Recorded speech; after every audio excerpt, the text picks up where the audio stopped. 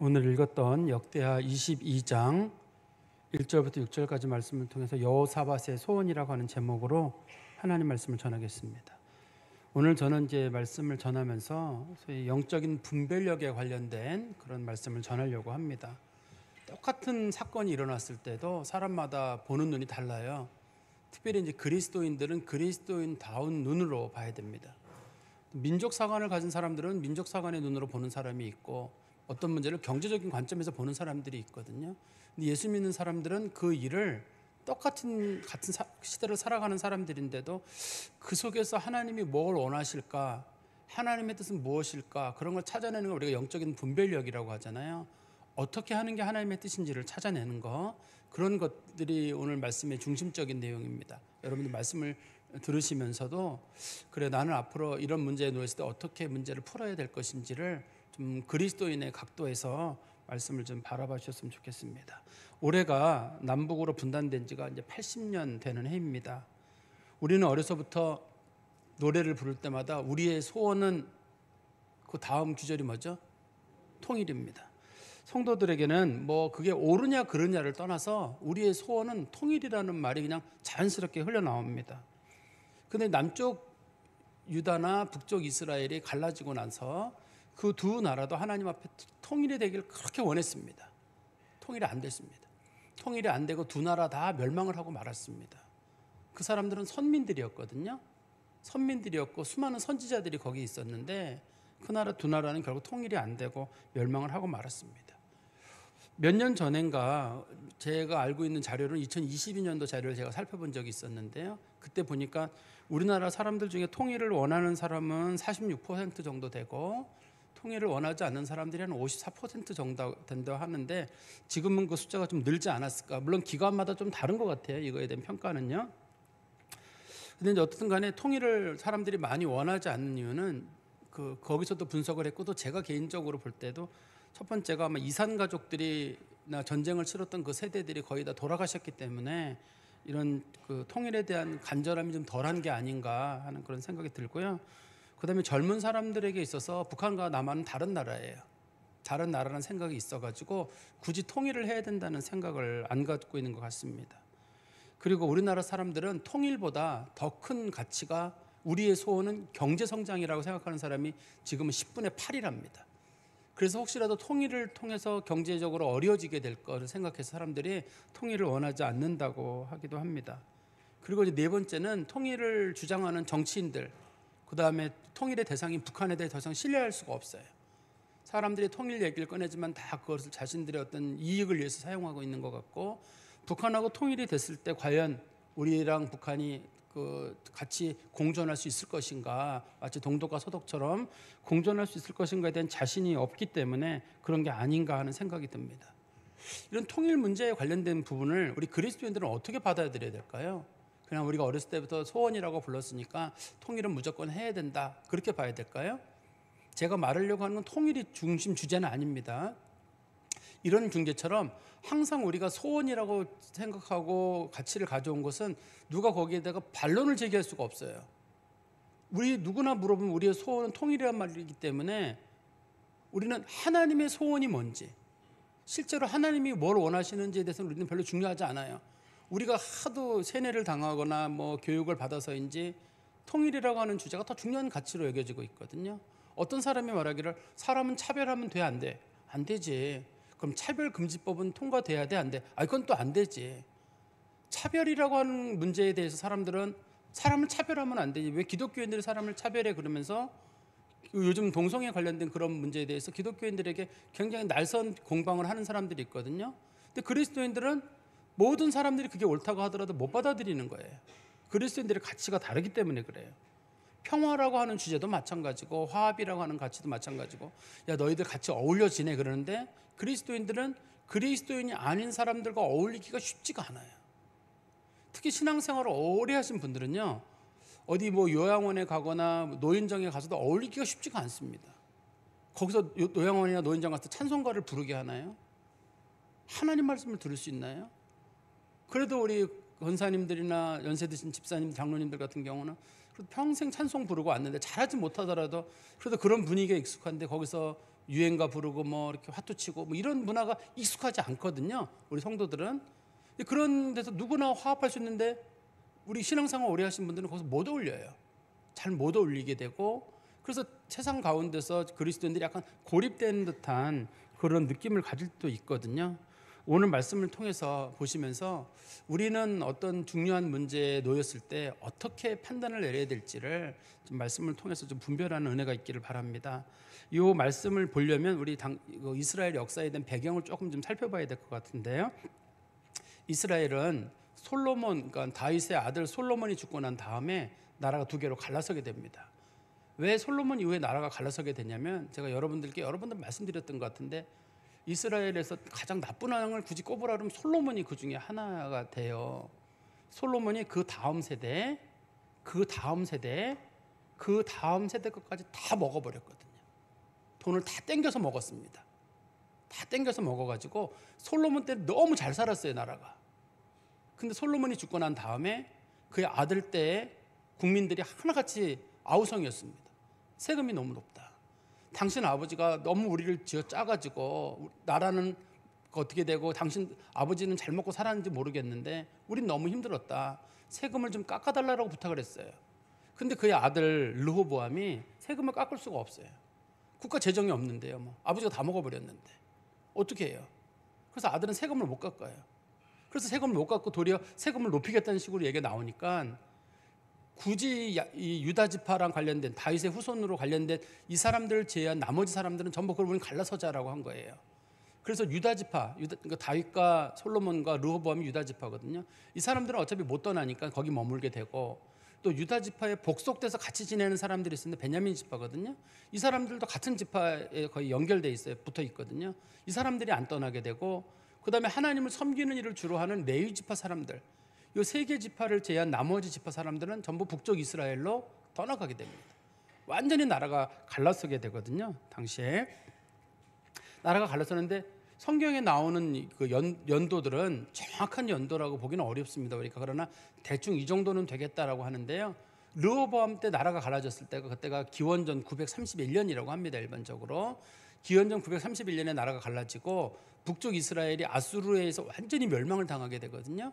그게 기원전 722년이에요. 그러니까 그 기간을 빼보면 209년입니다. 북쪽 이스라엘이 망하는데 209년 걸렸고요. 그다음에 남쪽 유다가 북쪽 이스라엘이 망하고 나서 136년이 지난 기원전 586년에 멸망을 하게 되거든요. 바벨론에 의해서 멸망을 하게 됩니다. 그래서 이 두 나라가 완전히 멸망하는 것은 나라가 갈라지고 345년이라는 시간이 걸리게 되는데, 통일도 안 됐지만 이 선민이라고 불려지는 이 사람들이 결과적으로 완전히 그런 좀 다른 나라에 포로로 끌려가거나 뭐 그런 거로 해서 결과적으로 끝이 안 좋게 마무리가 되게 됩니다.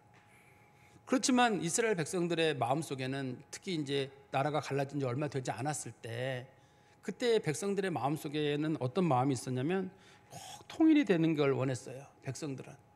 근데 하나님이 통일을 반대하셨어요. 통일하지 마라. 근데 이스라엘 백성들은 같은 민족인데 어떻게 이 통일을 안 해요? 근데 하나님은 반대를 하셨어요. 하나님은 왜 반대를 하셨냐면, 북쪽 이스라엘과 남쪽 유다가 종교가 달라요.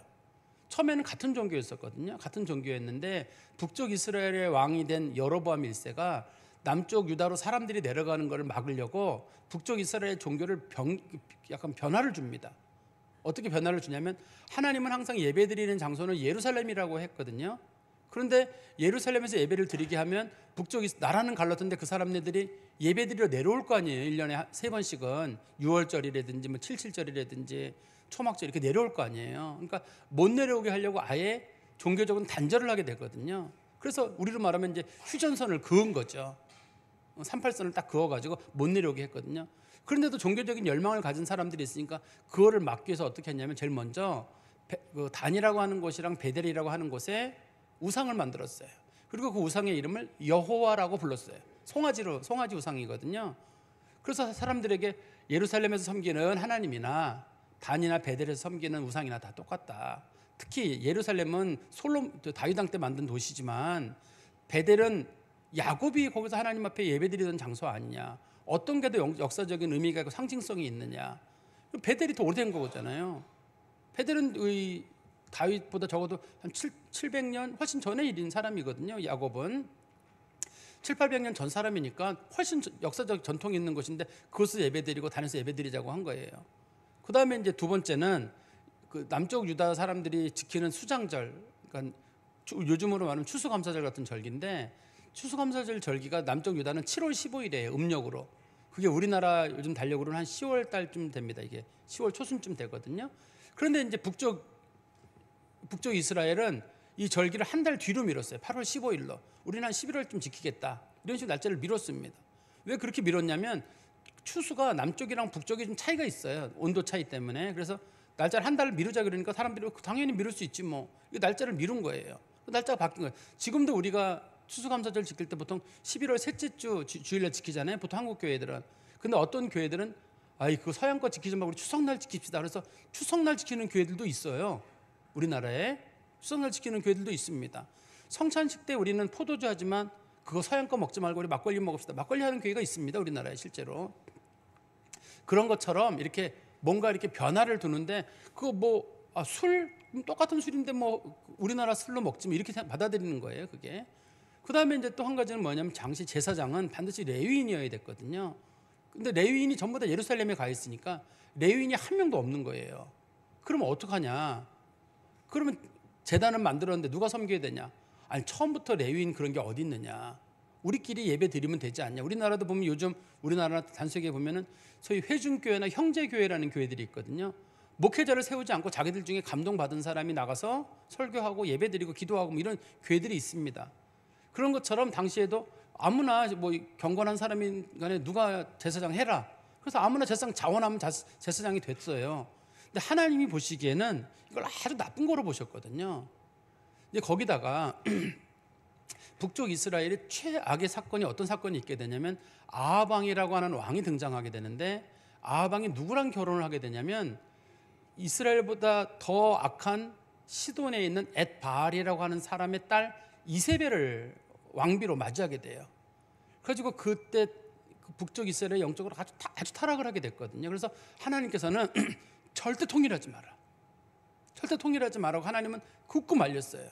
그런데 하나님 앞에 정말 경건했던 왕이 있었는데 그 사람이 여호사밧이에요. 여호사밧이 통일을 간절히 원했어요. 하나님은 반대했어요. 여호사밧은 진짜 경건한 사람입니다. 제사장을 세워가지고 그 하나님 말씀을 다시 회복을 했어요. 그리고 각 지역마다 재판관을 둬가지고 정의와 공의가 시행되도록. 그전에는 그런 게 없었어요. 재판관이 중요 거점에만 있었거든요. 이제는 각 지역마다 재판관을 보내가지고 백성 중에 억울한 일 당하는 사람 없도록.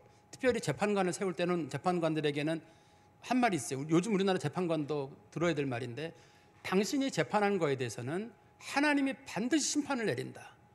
그러니 절대 사람 얼굴 보지 말고 하나님의 얼굴을 봐라. 그렇게 재판관들을 보내면서 여호사밧이 부탁을 했어요. 그래서 당시에 국력도 튼튼했고 좀 종교적으로도 율법이 선포되게 되고 성전도 좀 활성화되게 되고. 그런데 그 사람의 소원이 뭐였냐면 어떻든 간에 나라가 통일이 됐으면 하는 그런 바람을 가지고 있었거든요. 그래가지고 북쪽 이스라엘에 당시 아합이라는 왕이 있었는데 그 아합 왕하고 군사동맹을 맺게 됩니다. 그때도 하나님께서 선지자를 보내가지고 절대 군사동맹을 맺지 마라, 맺지 말라고 했는데도 여호사밧이 생각하기로는 그래도 같은 나라인데 만약에 주변 나라가 어떻게 우리를 공격하거나 우리 영토를 빼앗은 경우, 그러면 그건 우리가 빼앗아야 되지 않겠느냐. 특별히 이제 아합 왕 때 왜 군사동맹을 맺게 됐냐면, 원래 이스라엘 백성들이 출애굽할 때 요단강을 기준으로 요단강 서쪽 땅도 가나안 땅이고 요단강 동쪽 땅도 가나안 땅이거든요. 원래는요. 그래서 요단강 동쪽 지역을 성경에서는 길르앗 라못이라고 불러요. 그 땅을 이스라엘들이 빼앗겼어요. 세월이 지난 다음에. 아람 사람들이 그 땅을 차지했거든요. 우리로 말하면 독도 문제랑 비슷하게 보시면 돼요. 그런 문제였는데 두 나라가 남북이 힘을 합쳐가지고 저 땅은 우리가 회복해야 된다. 그래서 우리가 아람을 공격해야 된다. 이렇게 생각을 한 거였거든요. 근데 하나님은 같이 공격하지 말라고 했어요. 이거 좋은 거 아니야, 하지 말라 그랬는데, 아니 이게 하나님 뜻도 중요하지만 민족이 중요하다고 생각했기 때문에 여호사밧은 그 전쟁에 참여해가지고 그 아람 왕하고 싸우게 됩니다. 근데 그 전쟁에서 여호사밧은 죽지는 않고 당시의 왕이었던 아합은 그 화살에 맞아 죽게 됩니다. 당시에 아합이 죽게 됐고, 그렇지만 이 사람들이 얼마나 군사 동맹을 철저하게 했는지 군사 동맹이 3대를 가게 됩니다. 그리고 두 나라가 경제적으로 협력을 하게 됐어요. 이 여호사밧이 경제에 대한 관심이 굉장히 많았거든요. 그래가지고 야, 우리가 여기서만 먹고 살 게 아니라 이 지중해를 누비자. 그래가지고 이스라엘 남쪽 지역에 그 홍해 있잖아요. 그 홍해 있는데 보면 에시온 게벨이라는 항구가 있어요. 거기서 큰 배를 만들어 가지고 우리가 이제 지중해 저 끝에 있는 다시스, 지금으로 말하면 스페인 지역까지 가서 우리가 무역을 하자 하는 게 한 가지. 두 번째는 이스라엘 주변에 오빌이라고 하는 곳에 금이 많이 나는 지역이 있거든요. 우리가 금광을 개발해 가지고 함께 부를 누리자. 그래서 두 나라가 경제 협력체로 형성을 하게 됩니다. 하나님께 선지자를 보내 가지고 절대 같이 하지 말라고 그랬는데 그래도 이 사람이 같이 해요. 그러는데 하나님 말을 안 들으시니까 그 배가 중간에 떠나다가 풍랑을 만나가지고 파손하고 말아요. 그래가지고 경제적으로 굉장히 손해를 보게 됩니다. 그 다음에 더 큰 문제는 이 여호사밧 왕이 우리가 이 정도 선에서 머물지 말고 두 나라가 완전 견고하게 맺으려면 혼인 관계를 맺자. 그래가지고 아합의 딸 아달랴라고 하는 여자를 자기 며느리로 받아들이게 돼요. 당시 왕이 여호람, 아들이 여호람이거든요. 아들의 부인으로 맞이하게 됩니다. 이게 이제 이스라엘이 범하는 가장 큰 문제가 되는 거예요. 당시 사람들은 서로 동맹 관계를 맺게 되면 딸을 주고 아들을 주고 뭐 이런 그런 관계들이 있었거든요. 근데 여러분들이 보시기에는 어떻게 보세요? 이 여호사밧이 한 일을. 그래도 나라가 하나가 돼서 같이 움직이는 게 좋지 않을까요? 여호사밧이 통일 운동을 했을 때가 나라가 갈라진 지 한 80년쯤 됐을 때 일이에요. 지금 우리랑 비슷한 시기거든요. 첫 번째 왕 르호보암이 한 17년인가 왕에 있었고, 그 다음에 아비야가 있었고, 그 다음에 아사 왕이 뭐 41년인가 있고, 아비야는 잠깐 있거든요. 그리고 지금 여호사밧 요거 3년째인데 정확하게는 이때가 64년째입니다. 나라가 갈라진 지. 그렇지만 여호사밧이 25년 동안 왕위에 있기 때문에 그 나라가 갈라서가 85년까지 그 기간 동안에, 64년에서 85년 그 사이에 통일 운동을 위해서 여호사밧이 굉장히 힘을 쓰거든요. 근데 여러분들이 보실 때 이 여호사밧이 한 행동을 잘했다고 보세요? 아니면 잘못했다고 보세요? 하나님이 막으신 일인데 이거는 하지 말아야 되느냐? 아니다. 하나님이 막으신 일이지만 이거는 뭐 민족을 위한 일이고 영토를 위한 일이고 남북이 서로 힘을 모아서 하나로 가는 건 옳은 일 아니냐? 이렇게 생각하시는 분 계실 거예요. 근데 여러분들이 어떤 게 옳은지 한번 생각해 볼 문제예요. 여기는 너무 중요한 문제잖아요. 소원이 민족의 소원이고 우리의 소원인 그 문제이기 때문에 이 소원이라고 하는 문제랑 하나님의 소원, 하나님은 이 두 나라가 신앙으로 하나는 될 수 있어도 이렇게 신앙으로 하나가 되지 않는 한은 절대 합치면 안 된다는 게 하나님의 입장이거든요. 그런데 이게 이제 합쳐야 된다고 주장하는 사람들은, 민족주의자들은 합쳐야 된다고 생각을 할 거고, 그리스도인들은 고민이 될 거예요. 야, 이거 나라가 하나가 되는 게 옳은가, 아니면 하나님의 뜻대로 안 되는 게 옳은가, 이렇게 한번 고민을 해봐야 된다는 거죠. 우리 한번 22장 읽었던 1절에 좀 가보시면, 예루살렘 주민이 여호람의 막내 아들 아하시야에게 왕위를 계승하게 하였으니 이는 전에 아라비아 사람들과 함께 와서 진을 치던 부대가 그의 모든 형들을 죽였습니다. 그러므로 유다 왕 여호람의 아들 아하시야가 왕이 되었더라. 이게 지금 여호람의 막내 아들 아하시야가 왕이 됐는데, 여호람은 여호사밧의 아들이고 여호사밧의 아들 아하시야가 왕이 된 거거든요. 근데 성경에 보니까 막내가 왕이 됐다고 돼 있잖아요. 막내가 왕이 됐는데 원래는 큰 아들이 왕이 돼야 되는데 막내가 왕이 된 이유는 밑에 설명이 돼 있습니다. 형들이 다 죽어가지고, 형들이 다 누군가에게 그 암살을 당해서 죽는 바람에 할 수 없이 막내 아들이 이제 왕이 됐다는 거예요. 그거에 대한 배경도 제가 조금 설명을 드리는데, 여러분들이 대개 돌아가셔서 역대하 19장부터 쭉 보시면 그 내용이 좀 담겨져 있습니다. 어떤 사건이 있었냐면, 앞에 여호사밧 왕이 죽을 때 자기 아들 여호람에게 왕위를 물려줬어요. 그리고 이제 아들이 6명이 있었거든요. 그 여호람 말고도 6명의 아들들에게 각각의 토지를 주고 큰 성을 주고 그 다음에 금은 보석을 주면서 형 잘 도와서 나라를 잘 세워라, 이렇게 이제 부탁을 했어요. 근데 여호람이 왕이 돼서 권력을 딱 잡자마자 자기 형제들을 다 죽여버렸어요. 형제 부인들, 자녀들을 싹 죽여버렸어요. 한 명도 남기지 않고 다 죽였어요. 성경은 왜 죽였는지를 설명하고 있습니다. 우리 21장, 역대하 21장 6절에 보면 왜 죽였는지가 거기 설명이 되어 있습니다. 그가 여기서는 그가 여호람이죠. 이스라엘 왕들의 길로 행하여 아합의 집과 같이 하였으니 이는 아합의 딸이 그의 아내가 되었습니다. 그가 여호와 보시기에 악을 행하였으나 부인 아합의 딸 아달랴라고 하는 여자가 시킨 거예요. 당신 정권을 잡으려면 다 죽여야 돼. 그래가지고 그 여자를 부인으로 삼았는데 그 여자가 옆에서 조언을 한 거예요. 동생들이 있으면 당신 왕권이 흔들리니 다 죽이라는 거예요. 그래가지고 다 죽인 거예요. 이 사건으로 인해 가지고. 또 이 당시에 이건 아하시아 당시에도 그렇고 여호람 당시에도 그렇고 경제적인 어떤 관계를 맺고 있었거든요. 근데 이때도 경제적으로 하나님께서 이미 경제적인 어려움을 줬었어요. 경제적인 어려움을 줘가지고 에돔이라고 하는 나라랑 소위 그 림나라고 하는 지역, 림나는 지금 아람 지역 중에서 갈릴리 지역 동쪽에 있는 조그만 지역이거든요. 그 사람들이 당시 그 남쪽 유다의 그 속국이었어요. 그래서 거기다 남쪽 유다 조공을 보내고 있었거든요.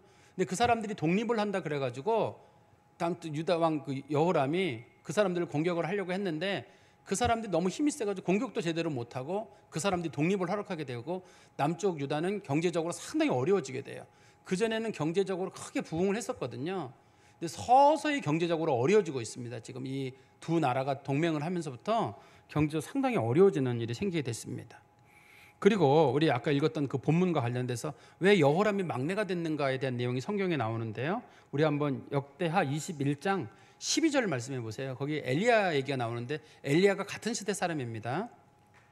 선지자 엘리야가 여호람에게 글을 보내어 이르되 왕의 조상 다윗의 하나님 여호와께서 이같이 말씀하시기를 내가 내 아비 여호사밧의 길과 유다 왕 아사의 길로 행하지 아니하고 오직 이스라엘 왕들의 길들로 행하여 유다와 예루살렘 주민들을 음행하게 하기를 아합의 집이 음행하듯 하며 또 내 아비 집에서 너보다 착한 아우를 죽였으니 내가 두 나라랑 합치지 말라고 했는데 너 왜 그렇게 통일 운동을 했느냐 그러면서 너 그거에 대한 벌을 받게 되는데 14절입니다.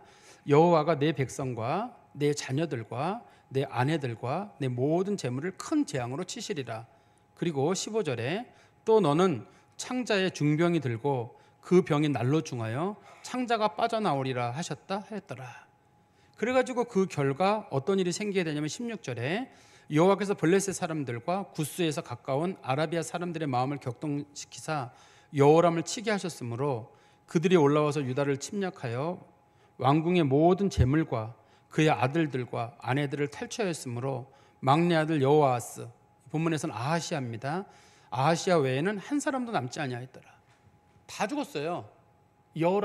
여호람은 자기 형제들을 죽였잖아요.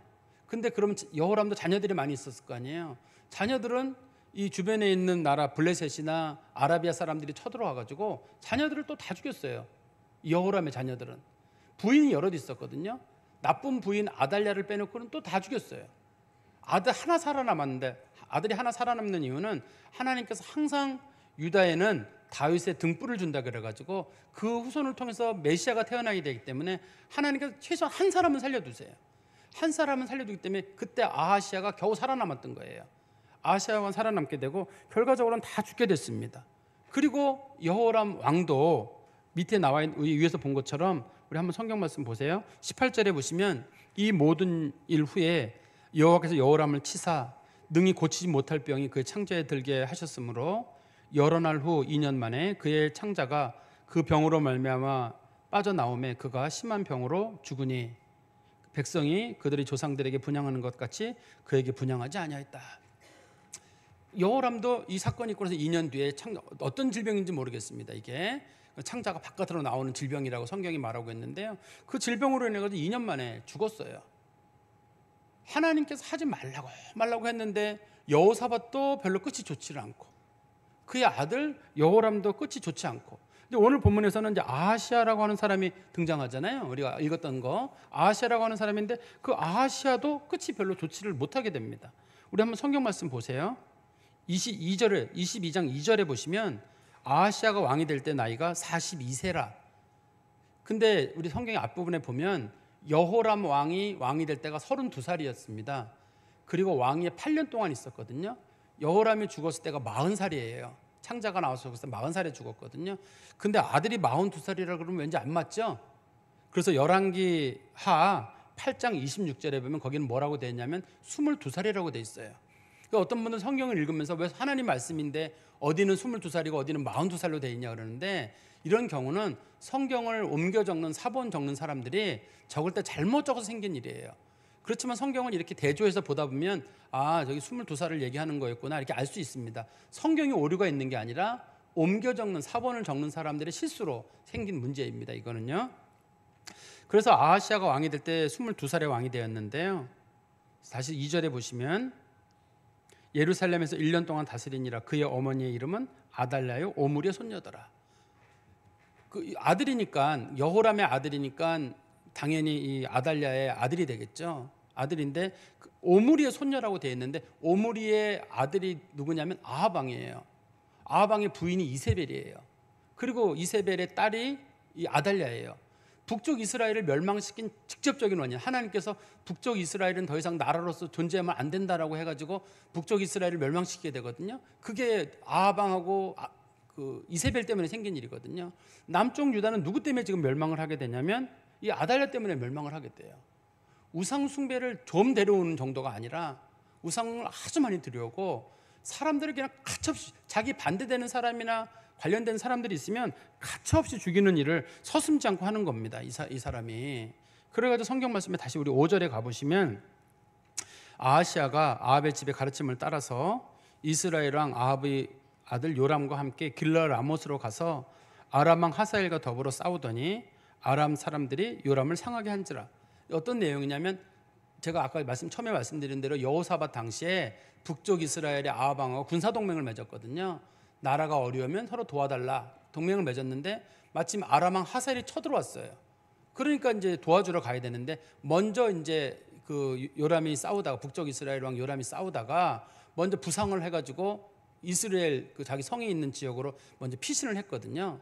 피신을 했는데 그 얘기를 듣고 이제 남쪽 유다의 왕 아하시아가 그럼 내가 병문안을 가야 되겠다. 병문안을 가게 간 거예요. 6절에 보면 병문안을 가게 됐는데, 병문안을 가서 보니까 병문안을 갔는데 딱 무슨 일이 생겼냐면, 마침 북쪽 이스라엘에 쿠데타가 일어났어요.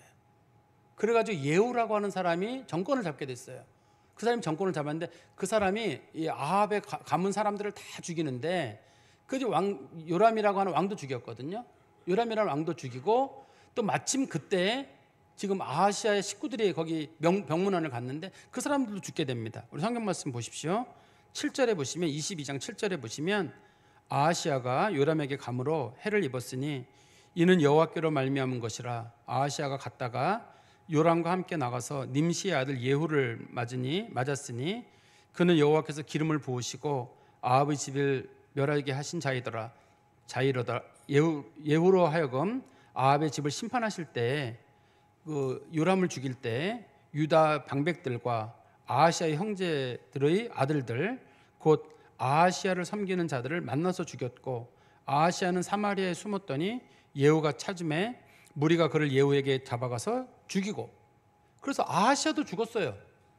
이게 지금 여호사밧이 소원이 뭐였냐면, 통일을 이루기 위해서 북쪽 이스라엘과 하나가 되는 게 민족적인 국토적인 하나 개념이었거든요. 근데 하나님은 절대 반대를 했는데, 그러는 바람에 그 여호사밧의 자녀들이 다 죽었잖아요. 여호람 때문에. 또 여호람의 자녀들은 또 주변에 있는 나라 블레셋이나 아라비아 사람들이 쳐들어 또 다 죽게 되고, 그다음에 이제 아하시아가 하나 남았는데, 아하시아뿐만 아니라 그 남겨진 형제들도 또 마찬가지로 다 죽게 되고, 물론 또 하나님이 살려주는 사람이 있다 그랬잖아요. 제가 한 명씩은 살려두거든요. 하나님께서. 뒤에 성경 말씀 보시면 10절에, 22장 10절에 보시면, 아하시아의 어머니 아달랴가 자기 아들이 죽은 것을 보고 일어나 유다 집의 왕국의 씨를 모두 진멸하였으나. 생각해 보니까 자기 아들 아하시아가 죽었어요. 그랬더니 아달랴가 내가 그럼 정권을 잡아야 되겠다. 다윗의 가문에 관련된 사람, 한때 우리는 말하면 이씨 조선의 이씨로 불려지는 사람 싹 죽여라. 한 명도 남김없이 성경에 보면 다 죽였다고 돼 있어요. 이 아달랴가 딱 한 명이 살아남게 됩니다. 그게 11절에 나오는데요.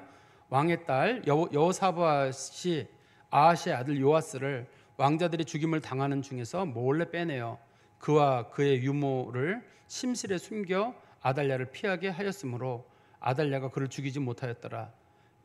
여호사밧은 여호람의 딸이요 아하시아의 누이요 제사장 여호야다의 아내이더라.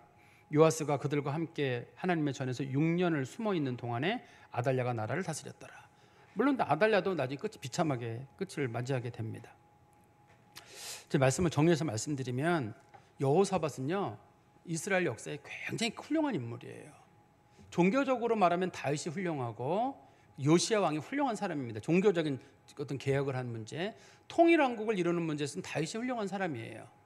그렇지만 전반적으로 나라를 다 부흥시킨 사람, 국력을 좀 제대로 키웠다든지, 그 다음에 경제적인 부흥을 이뤘다든지, 그 다음에 그동안 사람들이 생각도 못했던 신성장을 이루는, 그러니까 이스라엘은 항상 그 물이 부족 국가거든요. 그래서 이스라엘 곳곳에다가 댐을 만들어요. 저수지를 만들어가지고 물을 보관하게 하고 갖가지 식물을 갖다가 심도록 합니다.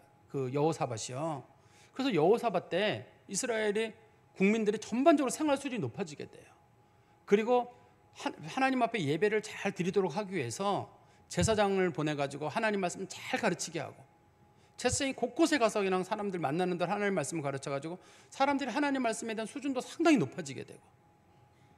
그 다음에 곳곳에 재판관을 보내가지고 재판이 잘 이루어지니까 정의와 공의가 잘 실현되는 그런 곳이었거든요. 그리고 아세라나 바알 목상들 다 없애버렸어요. 다 없애버렸습니다. 이렇게 훌륭한 왕인데 이 왕이 뭐가 하나 문제가 있었냐면 종교와 사상이 사람을 물들인다는 생각을 하지 못했던 거예요. 얕잡아본 겁니다. 이게 며느리 하나 아달랴가 들어왔다고 설마 나라가 망할 것인가? 자기가 생각할 때는 통일이라고 하는 중요한 주제가 있잖아요. 이거는 이스라엘 민족들의 오랜 소원인데 이 문제가 더 중요하지, 여기서 무슨 종교, 사상 이런 걸 나누는 게 뭘 중요해요. 서로 하나가 되는 게 더 중요한 가치인데. 그리고 생각해 볼 때 이스라엘하고 남쪽 유다를 봤을 때 이 시기에 여호사밧 당시에는요 군사력에서 비교가 안 돼요. 지금 우리도 가끔 북한하고 얘기를 꺼낼 때 그런 얘기하죠. 북한하고 우리가 경제적인 규모에서나 군사력에서 어떻게 비교가 되냐고. 비교가 안 돼요. 비교가 안 됩니다. 당시에 여호사밧 시대 북한 그 지역이랑 여기 여호사밧이랑 비교가 안 됩니다. 자신이 있어요. 우리가 어느 나라에도 넘어가지 않고 자신이 있었는데, 문제는 그들이 가지고 있는 그 종교가 그다음에 그들이 가지고 있는 그 사상이 남쪽 유다에 들어오게 되면 하나님이 이 백성을 버리실 거거든요. 근데 그 생각을 많은 선지자들이 얘기를 했어요. 하지 말라고 얘기를 했는데 여호사밧이 아니 그래도 민족 통일이라고 하는 이 중요한 중차대한 게 이게 더 중요하지, 그렇게 종교나 그런 문제 하나님의 뜻도 잘못될 수 있지 않느냐, 그래서 거절을 하는 거예요. 그렇게 영적으로 맑은 사람이었거든요, 이 여호사밧이. 근데 그때는 영적인 눈이 어두워져서 안 보여요. 또 군사 동맹을 맺을 때 거짓 평화에 속았어요. 우리 오늘 설명은 제가 안 드렸습니다만 앞에 보면 어떤 내용이 나오냐면 아합왕하고 둘이 힘을 합쳐가지고 아람을 공격할 때였는데요. 아합왕이 도와달라고 여호사밧에게 연락을 했어요. 그 여호사밧이 아합왕에 찾아가가지고 그냥 전쟁을 하지 말고 우리 한번 하나님의 뜻을 물어봅시다. 그랬더니 이제 아합왕 옆에서 조언을 해주던 선지자 중에 시드기야라고 하는 선지자가 있었어요. 그 선지자가 뭐라고 예언을 했냐면 나라가 통일되는 건 하나님의 뜻입니다. 이거보다 더 나은 건 없습니다. 무조건 하십시오. 이건 하나님의 뜻입니다. 근데 여호사밧이라고 하는 왕이 한 사람 말 말고 더 들어봅시다. 그래서 북쪽 이스라엘에 돌아다니고 있는 선지자들을 다 데리고 왔어요. 400명이나 돼요. 400명의 선지자가 왔는데 하나같이 얘기를 하는 거예요. 뭐라고 얘기를 하는 거냐면 그들이 예언하기를 통일은 하나님의 뜻입니다. 반드시 통일을 해야 됩니다. 여기는 머뭇거릴 게 없습니다. 근데 이제 여호사밧이 혹시라도 다른 의견을 가진 사람이 있냐 그랬더니만 이거 아합왕이 말하기를 한 놈이 있긴 있는데 그놈은 워낙 부정적이어가지고 나라가 하는 일에 뭐 사사건건 비판적인 얘기만 하는 거라 들을 필요도 없습니다. 그러니까 여호사밧이 그래도 한번 들어봅시다. 그 사람을 불러가지고. 그래서 그 선지자 이름이 미가야예요. 미가야라고 하는 선지자를 불러가지고 물어봤어요. 자, 통일을 위해서 우리 힘쓰면서 주변 나라를 공격하는 게 옳으냐 그러냐 했더만 미가야가 하는 말이 당장 싸우라는 거예요. 하나님의 뜻이니까 당장 나가 싸우십시오. 그러니까 이게 전체적으로 다 하나가 된 거잖아요. 그때 이제 아합이 미가야한테 물어본 거예요. 미가야, 솔직히 얘기해봐. 솔직히 너 그게 사실이라 했더만 솔직히 얘기할까요? 이번 전쟁에 왕이 죽게 되고 북쪽 이스라엘이나 남쪽 유다가 이 사건으로 완전히 멸망하게 될 겁니다. 하나님께서 거짓의 영을 이 시대에 다 퍼뜨려 가지고 사람들이 전부 정신이 혼란돼 가지고 한 번에 죽을 겁니다. 그러니까 이제 아합 왕이 말하기를 서보라고. 저렇게 부정적인 얘기, 모든 사람들이 하나가 돼서 400대 1로 지금 얘기를 하는 거잖아요. 400명이 모두 하나 의견을 모았는데 저 한 놈 저 부정적이라고 내가 얘기하지 않았냐고. 저놈 말은 들을 것도 없다. 그래서 이제 이 여호사밧이 같이 합류해서 전쟁에 참여하게 되거든요. 그때부터 시작해가지고 나라가 멸망하는 과정으로 넘어가는 거예요. 우리가 지금 중요한 시대를 살아가고 있는데 우리는 나라의 소원도 중요하고 우리의 소원도 중요해요. 그렇지만 하나님의 소원이 무엇인지, 하나님의 뜻이 무엇인지를 잘 분별하는 사람들을 우리는 기독교인이라고 불러요. 기독교인들은 성경이 뭐라고 말하는지, 하나님이 뭐라고 말씀하시는지 그 기준으로 세상을 보는 사람들은 기독교인, 나라와 민족을 소중히 여기고 그 가치로 세상을 보는 사람들은 한국인, 이렇게 부르죠. 우리는 한국인이며 동시에 기독교인이에요. 근데 우리들의 정신은 기독교 정신으로 가득 차야 되거든요. 성경이 있어야 되고 하나님 말씀이 우선이 돼야 되고 우리는 하나님 말씀이 옳다고 믿고 있잖아요. 근데 요즘 같은 경우 사람들이 하나가 되자는 운동을 많이 하고 평화 얘기를 꺼내고, 평화 얘기를 꺼내주는데 누가 반대할 사람이 누가 있겠어요? 차별법을 없애야 되는데 반대할 사람이 누가 반대를 해요? 평화 싸우는 것보다는 평화가 낫다고 얘기하는데 누가 쉽게 반대를 하겠어요? 차별 없는 게 더 좋지 않냐는 얘기를 하는데 쉽게 누가 반대를 하겠어요? 사람들의 전체적인 여론이 다 차별 없애자고 하는 분위기인데 극소수의 교회들만이 반대하고 있고 그런 상황이잖아요. 그런데 성경은 보면 하나님이 반대하는 쪽에 그리스도인들이 서면 안 돼요. 하나님의 말씀과 하나님의 뜻이 반대하는 게 있거든요. 그런데 그리스도인들이 서면 안 돼요. 그게 영적인 분별력이에요. 내가 통일 문제뿐만 아니라 뭐 나라 문제 이뿐만 아니라 개인적인 문제에도 마찬가지예요. 하나님께서 반대하는 일은 하면 안 돼요. 엄청나게 큰 돈이 생기고 유익이 생기고 이익이 생기고 뭐 사람을 얻는 일을 할지라도 하나님이 반대하는 거, 내가 그 사람하고 어울렸다가 내가 신앙에 문제가 생긴다, 그러면 그 사람은 가까이 하면 안 돼요. 그래야지 그 사람이 그리스도인인 거예요. 어떤 판단에 문제가 있을 때 이거 하나님 기뻐하시는 일이냐, 내가 이 일을 위해서 신앙에 문제가 생길 것이냐, 그렇다고 사람 관계를 끊으라는 게 아닙니다. 그렇지만 적어도 그리스도인들은 세상에 물들지 않도록 자기 자신을 잘 지키는, 그를 위해서는 영적인 분별력을 가지고 있어야 되거든요. 우리나라가 통일이 돼야 된다는데 저도 찬성을 해요. 그렇지만 복음 통일이어야 돼요. 그리고 저는 이 그리스도인들의 가치를 보면 북한은 반드시 무너져야 돼요. 왜냐하면 그 안에 2천만이라고 하는 우리 동포가 살고 있는데 예수를 못 믿잖아요. 자유가 없잖아요. 어떤 분들은 그 나라로 인정하고 이렇게 따로따로 생활을 하자, 그렇게 하긴 좋은데 그러기에는 이 2천만 동포들을 어떻게 해요? 예수 못 믿고 지옥 가는데. 이 사실 여부는 모르겠습니다만 어떤 사람들은 기독교인이 북한에 한 20만 명쯤 있다 그러는데 저는 그 여부는 잘 모르겠어요. 저도 뭐 건너 들은 정도입니다만, 그러나 탈북자들 얘기 들어보면 예수 믿는 사람 제법 있대더라. 제가 가끔 극동방송 같은 데 보면은 어떤 분들이 지하에서 예배 드리면서 그 탈북자들에서 연락이 오기를 그 극동방송 아나운서 말 천천히 해달라, 우리 성경책이 없어서 성경책 받아 적고 있다, 찬송가 한 절만 부르지 말, 한 번만 부르지 말고 두 번, 세 번 불러서 우리가 적게 해달라, 이렇게 하시는 분들의 얘기를 제가 새벽에 극동방송에 들은 적이 있었거든요. 듣는 사람이 있단 말이에요. 근데 그게 이 나라가 이 상태로 정치적인 문제나 그런 이슈를 가지고 해가지고 그 나라는 그 나라, 우리는 우리의 평화를 이렇게 되나요? 인생 짧잖아요. 누구는 자유가 있고 누구는 자유가 없고, 누구는 예수를 믿지 못하는데 2천만이 좀 많은 숫자인가요? 그 사람들 다 지옥 가버리면 어떻게 되나 이거. 그리스도인들은 이거 용납하면 안 되는 일이거든요. 통일 문제에만 제가 관점을 두는 건 아닙니다. 우리 그리스도인들은 어떤 문제든지 간에, 제가 통일 문제를 지금 앞에 둔 이유는 우리의 소원이라는 거기 앞에 들어있기 때문에 사람들은 옳고 그름을 따질 수가 없어요. 어떻게 해야 되는 것도 없어요. 무조건 해야 된다는 쪽에 가게 되는데, 우리가 뭔가에 소원이 있고 욕심이 생기게 되면 판단이 안 서요. 저건 무조건 해야지, 저건 이익이 되는 거니까, 돈이 되는 거니까, 이렇게 소원이 붙어버리면 사람은 선택을 잘 못하거든요. 근데 그리스도인들은 아무리 내 소원이어도 그게 하나님의 소원이냐, 하나님이 원하시는 것이냐, 그런 걸 가지고 세상을 볼 수 있어야 된다는 뜻이에요. 그런 걸 보려면 영적인 분별력이 있고 영적인 통찰력이 있어야 돼요. 하나님이 뭘 원하시지?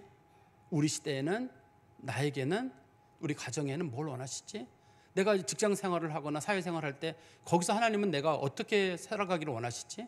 그거를 잘 분별하는 게 영적인 통찰력입니다. 여호사밧처럼 정말 좋은 사람인데 하나님의 소원이 아니라 자기 소원을 이루었다가 결국 나라를 풍비박산 안 만들었거든요. 그러지 마시고 하나님의 소원을 잘 찾아가시는 그런 성도 되시기를 간절히 소망합니다. 기도하겠습니다. 하나님 아버지, 주님을 감사합니다. 말씀을 통해서 저희들에게 경고하시고 하나님의 뜻을 잘 분별할 수 있는 자들이 정말 지혜로운 사람들이고 하나님의 뜻을 따라가면 하나님 반드시 도우신다는 것을, 그러나 하나님을 거스르면 하나님께서 반드시 벌하신다는 사실을 저희들의 말씀을 통해 보았습니다. 하나님은 자기를 찾는 자들을 가까이 하시나 자기를 멀리하는 자들을 하나님 벌하시는 줄 아오니 우리가 늘 하나님을 가까이 하고 하나님의 뜻이 무엇인지 잘 분별하고 세상을 바라볼 때에도 그리스도인으로, 말씀의 눈으로, 성경의 눈으로, 성령의 눈으로 세상을 보는 지혜로운 성도들이 되게 하여 주시옵소서. 예수 그리스도의 이름으로 기도하옵나이다. 아멘.